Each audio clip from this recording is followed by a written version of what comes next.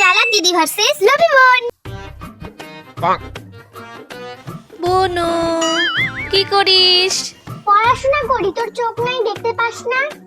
কি কুটনি রে বোনটা আমার, সোজা আঙ্গুলে ঘি উঠবে না দাঁড়া। আমি ভাবছিলাম আজকে বাজার যাই তোর জন্য একটা বারবি জামা কিনে আনবো, কিন্তু তোর যা ব্যবহারের নমুনা দেখতেছি, থাক। তাই বারবি জামা, ওয়াও। কেন, তোর লাগবে? ঠিক আছে, তাহলে আমার মাথাটা একটু মাসাজ করে দে। দাঁড়া আমি তেলটা নিয়ে আসি। থাক, কষ্ট করে তোর তেল আনতে হবে না, এই যে তেল, ভালো করে মালিশ করে দে তো। কি আরাম লাগে রে বনু। তুই খুব ভালো হবে রে বনু, পড়াশোনা করবি খুব ভালো হবে, তোর জন্য অনেক উন্নতি করবি। একটু এরকম দে। কি আরাম, কি আরাম। দিদি হয়ে গেছে। আরে এখানে একটুখানি দে না, এখানে একটু টিপে দে না।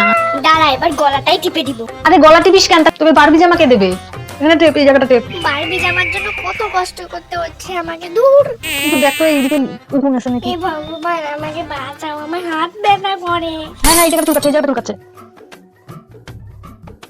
এই জায়গাটা চুলকাচ্ছে একটু, এই যে। দূর নাই তো উকুন। এই যে এখানে একটু চুলকাচ্ছে, এখানে দেখ। তোর উকুন ফুকুন নাই তো, হয়ে গেছে তো।